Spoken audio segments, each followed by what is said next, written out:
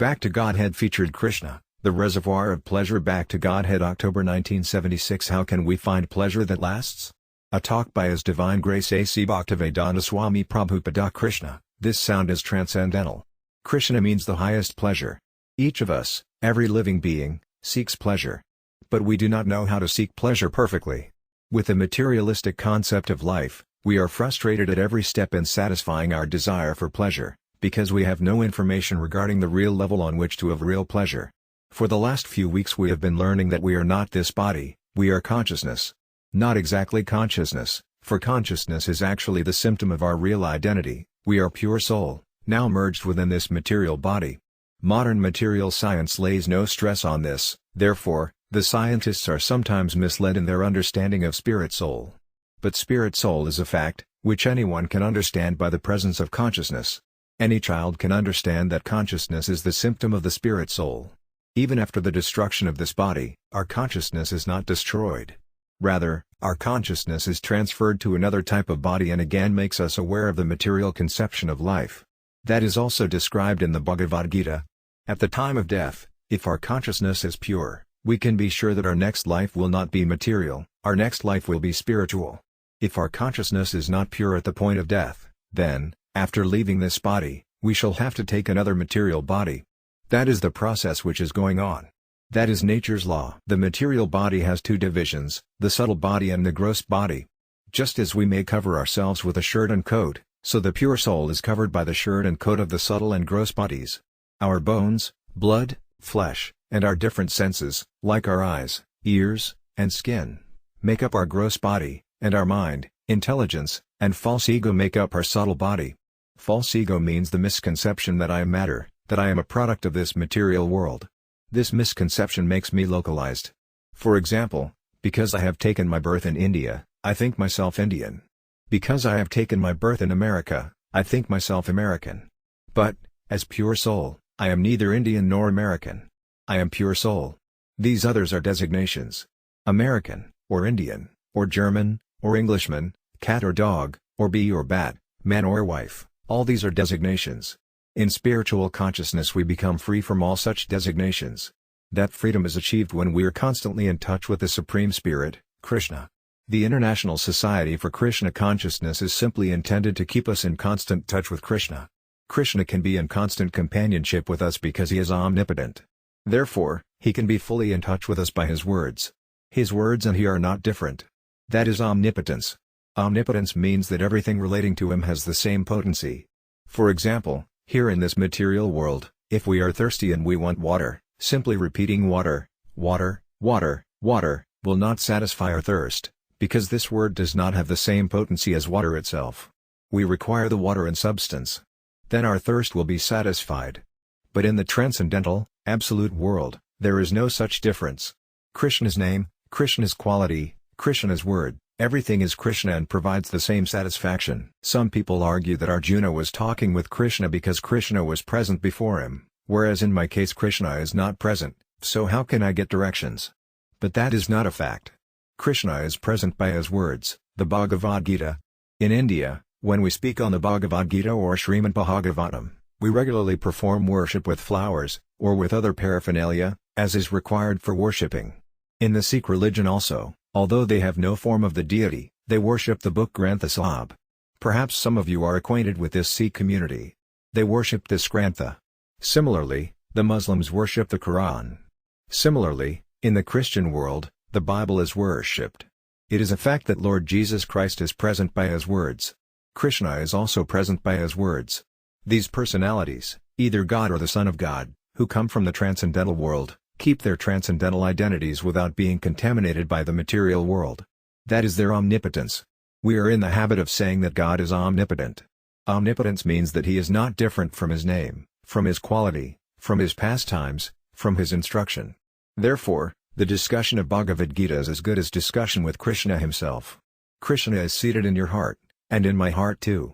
Isvara Sarvabhutanam HRD Des Arjuna Tisati, BG. 18.61. God is situated in everyone's heart. God is not away from us. He is present. He is so friendly that he remains with us in our repeated change of births. He is waiting to see when we shall turn to him. He is so kind that though we may forget him, he never forgets us. Although a son may forget his father, a father never forgets his son. Similarly, God, the original Father of everything, everybody, all living entities, will never forsake us. We may have different bodies, but they are our shirt coats. That has nothing to do with our real identity. Our real identity is pure soul, and that pure soul is part and parcel of the Supreme Lord. There are 8,400,000 species of life. Even the biologist and the anthropologist cannot calculate this accurately, but from authoritative, revealed scripture we get this information. Human beings represent 400,000 species, and there are 8 million other species. But Krishna, the Supreme Lord, claims that all of them, whether beast, man, snake, god, semi-god, demigod, anything whatever, all of them are, in reality, his sons. The father gives the seed, and the mother receives the seed. The body is then formed, according to the mother's body. And when the body is completely formed, it comes out, either from cats, from dogs, or from man. That is the process of generation. The father gives the seed, and it is emulsified with two kinds of secretion in the womb of the mother, and on the first night the body is formed just like a pea. Then, gradually, it develops. There are 9 holes that develop, 2 ears, 2 eyes, nostrils, a mouth, a navel, a penis, and an anus. According to his last karma, or action, one gets this body to enjoy, or to suffer. That is the process of birth and death. And after finishing this life, again one dies, and again one enters into the womb of some mother. Another type of body then comes out. This is the process of reincarnation. We should be very diligent as to how we can discontinue this process of repeated birth and death and change of body. That is the prerogative of the human form of life. We can stop this process of repeated birth and death. We can get our actual spiritual form again and be blissful and full of knowledge and have eternal life. That is the purpose of evolution. We should not miss this. The entire process of liberation begins just as we have now begun this chanting and hearing. I wish to point out that this chanting of the holy name of God, Hare Krishna, Krishna Krishna, Hare Rama, Rama Rama, Hare, and hearing the truths of the Gita is as good as bodily association with Krishna. That is stated in the Gita. This process is called kirtana. Even if one does not understand the language, still, just by hearing, he acquires some piety. His assets lead into a pious life, even if he does not understand, it has such power. There are 2 topics concerning Krishna. 2 kinds of topics, actually. One topic is this Bhagavad Gita. It is spoken by Krishna. And the other topic concerning Krishna is Srimad Bhagavatam. That is spoken about Krishna. So there are 2 types of Krishna Katha, topics, and both of them are equally potent because they are connected with Krishna. Because the Bhagavad Gita is spoken on the battlefield of Kurukshetra, some people have asked what we have to do with the battlefield. We have nothing to do with any battlefield. We are after knowledge of the spiritual sphere. Then, why should we bother about this battlefield? Because Krishna is on the battlefield, and therefore the whole battlefield has become Krishnaized. Just as when an electric current is passed into some metal, the whole metal becomes surcharged with electricity, so too, when Krishna is interested in some matter, that matter becomes Krishnaized. Otherwise, there wouldn't be any need at all of talking about the battlefield of Kurukshetra. That is his omnipotence. We have accumulated many inauspicious things within our hearts due to our material contamination during the course of many births. Many births, not only this birth, but past births as well. So, when we search into our hearts with the Krishna Katha, then the contamination we have accumulated will be washed off. Our hearts will be cleansed of all rubbish. And, as soon as all the rubbish is cleared off, then we are situated in pure consciousness. It is very difficult to eradicate all the false designations from oneself. For example, I am Indian. It is not very easy to immediately think that I am not Indian, but pure soul. Similarly, it is not a very easy task for anyone to end his identification with these bodily designations. But still, if we continue hearing the Krishna Katha, it will be very easy. Make an experiment. Make an experiment to see how easily you'll be able to free yourself from all these designations. Of course, it is not possible to clear out the rubbish from the mind all of a sudden, but by hearing Krishna Katha we are immediately aware that the influence of the material nature becomes slackened. The material nature is working in 3 modes, goodness, passion, and ignorance. Ignorance is hopeless life. Passion is materialistic. One who is influenced by the mode of passion wants this false enjoyment of material existence. Because he does not know the truth, he wants to squeeze out the energy of the body just to enjoy this matter. That is called the mode of passion. As for those in the mode of ignorance, they have neither passion nor goodness. They are in the deepest darkness of life. Situated in the mode of goodness, we can understand, at least theoretically, what I am, what this world is, what God is, and what our interrelationship is. This is the mode of goodness. By hearing Krishna Katha, we will be freed from the stages of ignorance and passion. We will be situated in the mode of goodness. At least we'll have the real knowledge of what we are. Ignorance is like the animal existence. The animal's life is full of suffering, but the animal does not know that he is suffering. Take the case of a hog. Oh, how miserable his life is, living in a filthy place, eating stools, and always unclean. Yet the hog is very happy by eating stools, and having constant sexual intercourse with the she-hog and just getting fat. The hog gets very fat, because of the spirit of enjoyment which is there, although, for him, it is sensual enjoyment. There are 400,000 kinds of bodies that the soul can enter. In the human form of life he can understand that he is not the body. We should not be like the hog, falsely thinking that we are very happy. Working hard all day and night, then having some sex life, we think that in this way we are very happy. But this is not happiness. This has been described in the Bhagavatam as a hog's happiness. Man's happiness is when he is situated in the mode of goodness. Then he can understand what true happiness is. In our daily routine, if we hear this Krishna Katha, the result will be that all the dirty things in the heart, accumulated life after life, will be cleared out.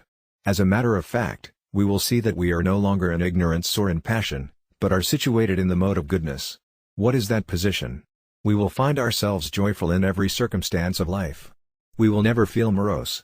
In the Bhagavad Gita we find that this is our Brahma Bhuta, highest stage of goodness, situation. The Vedas teach us that we are not this matter. We are Braham. Aham Brahmasami. Lord Sankaracharya preached this gospel to the world. We are not this matter, we are Braham, spirit. When spiritual realization is actually accomplished, then our symptoms will change. What are those symptoms? When one is situated in his own spiritual consciousness, then he will have no hankering and no lamentation. Lamentation is for loss, and hankering is for gain. Two diseases characterize this material world. What we do not possess, we hanker after. If I get these things I'll be happy. I have no money, but if I get $1 million, then I'll be happy. When we actually have $1 million, somehow it will be lost, and we'll cry, oh, I have lost it. So the second disease is lamentation. When we hanker for earning, that is a kind of distress. And when we suffer loss, that is also distress. But if we are situated in Brahma Bhuta, we will neither lament nor will we hanker. We will view equally everyone and everything. Even if we are situated in the midst of fiery turbulence, we will not be disturbed. That is the mode of goodness. Bhagavatam means the science of God. If we persevere in the science of God, we will be situated in the Brahma Bhuta status. From that Brahma Bhuta status, we have to work, for work is recommended here. So long as we have this material body, we have to work. We cannot stop working, it is not possible. But we have to adopt the tactics of yoga, and in this way, even by doing some ordinary work which by destiny or circumstances we are put into, there is no harm. Suppose that, in one's own occupation, one must speak a lie or his business can't go on. Lying is not a very good thing, so one concludes that the business is not based on very moral principles and one should therefore give it up. In the Bhagavad Gita, however, we find instruction not to give it up. Even if we are put in such circumstances that our livelihood cannot go on without some unfair practice, we should not give it up. But we should try to make it purified. How is it purified? We should not take the fruitive result of our work. That is meant for God. Shukrata means pious activities. And Duskrata means impious activities. On the material level we can be pious or impious. Either we are performing some pious activities, or we are performing some impious activities, or we have a mixture, pious and impious. Lord Krishna advises that we should act with knowledge of, or devotion to, the Supreme. What does that knowledge mean? It means that I am the part and parcel of the Supreme Consciousness, or that I am not this body. If I identify myself as an American, as an Indian, or this or that, then I am on the material plane. We should identify ourselves as neither Americans nor Indians, but as pure consciousness. I am a subordinate consciousness of the Supreme Consciousness, in other words, I am the servant of God. God is the Supreme Consciousness, and I am His servant. So, for our present understanding, subordinate means servant. We don't ordinarily carry out the work of a servant in relationship to God. Nobody wants to be a servant, but everyone wants to be the master, because to become a servant is not a very palatable thing. But to become the servant of God is not exactly like this. Sometimes the servant of God becomes the master of God. The real position of the living entity is to be the servant of God, but in the Bhagavad Gita we can see that the master, Krishna, became the servant of Arjuna. Arjuna is sitting in the chariot, and Krishna is his driver. Arjuna is not the owner of the chariot, but in the spiritual relationship we should not cling to the concept of the material relationship. Although the whole relationship, just as we have experience of it in this world, is there in the spiritual world, that relationship is not contaminated by matter. Therefore, it is pure and transcendental. It is of a different nature. As we become advanced in the spiritual conception of life, we can't understand what the actual position in the spiritual, transcendental world is. Here the Lord instructs us in Buddha Yoga. Buddha Yoga means that we have full consciousness of not being this body. If I act with this understanding, then I am not body, I am consciousness. That is a fact. Now, if we act on the level of consciousness, then we can overcome the fruitive result of good work or bad work. It is a transcendental stage. It means that we are acting on another's account, on the Supreme's account. We are not liable to loss or gain. When there is gain, we should not be puffed up. We should think, this gain is for the Lord. And when there is loss, we should know that this is not our responsibility. It is God's work, His. Then we will be happy.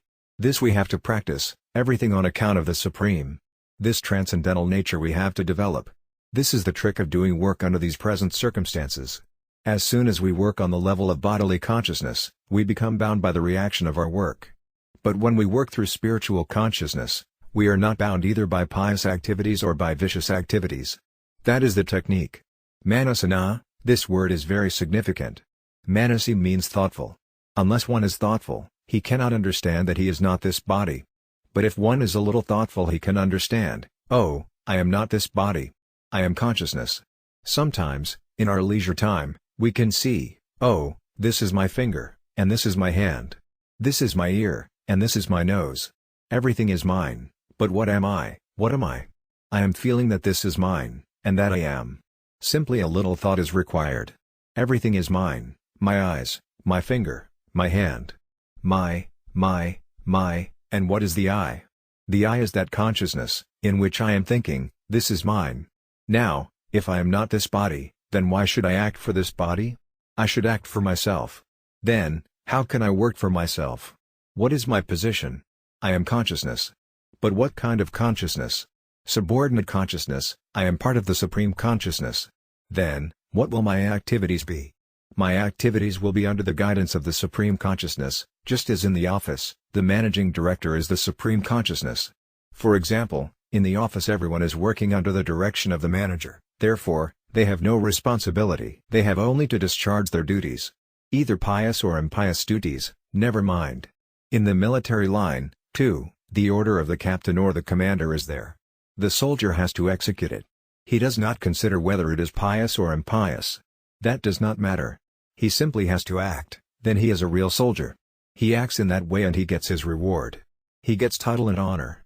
He doesn't care. The commander says, just go and kill the enemy, and he is rewarded. Do you think that by killing one gets reward? No, it is for the duty discharged. Similarly, here the situation is that Krishna is instructing Arjuna. Krishna is the Supreme Consciousness. I am consciousness, the part and parcel of the Supreme Consciousness. So my duty is to act according to that Supreme Consciousness. For example, I consider my hand as a part of my body. Now, it is moving in its own way. As I want, let my hand be moved. Let my legs be moved. Let my eyes be opened and see. So, I am dictating, and these parts are working. Similarly, we are parts and parcels of the Supreme. When we train ourselves to act in accordance with Supreme Consciousness, then we become transcendental to all these pious or impious activities. That is the technique. What will the result of this technique be? We become free from the bondage of birth and death. No more birth and death. We can see, oh, this is my finger, and this is my hand. But what am? Modern scientists and philosophers do not think about these four things: birth, death, disease, and old age. They set them aside. Oh, let us be happy. Let us enjoy this life. But human life is meant for finding a solution to this bondage of birth, death, disease, and old age. If any civilization has not found a solution to these four problems, then that is not a human civilization. Human civilization is meant for finding a solution to these things. So here in the Bhagavad Gita, the Lord says, Karmajam Buddha Yukta Hai. Karmajam means whenever there is action there will be some reaction. If one acts in badness, there will be a bad reaction. But reaction, either good or bad, is, in the higher sense, all suffering. Suppose that by good action I get a good birth, fine bodily features, and a good education. All these good things I may have, but that does not mean that I am free from material pains. The material pains are birth, death, old age, and disease. Even if I am a rich man, a beautiful man, an educated man, born in an aristocratic family, and so on, I still cannot avoid death, old age, and disease. So, we must not be concerned with pious activities or impious activities. We must be concerned with transcendental activities only. That will save us from this bondage of birth, death, old age, and disease. That should be our aim in life. We should not be hankering after good or bad things. For example, suppose one is suffering from some disease. He is lying in bed, eating, passing nature's call uncomfortably, and taking bitter medicines. He always has to be kept clean by the nurses, otherwise there is an obnoxious smell. While he is lying in this condition, some friends come to him and ask how he is feeling. Yes, I am feeling well. What is this well? Lying in bed uncomfortably, taking bitter medicine, and unable to move. Yet despite all these inconveniences he says, I am well. Similarly, in our material conception of life, if we think, I am happy, that is foolishness. There is no happiness in material life. It is impossible to have happiness here. In this condition, we do not know the meaning of happiness. That's why this very word is used, manasana, thoughtful.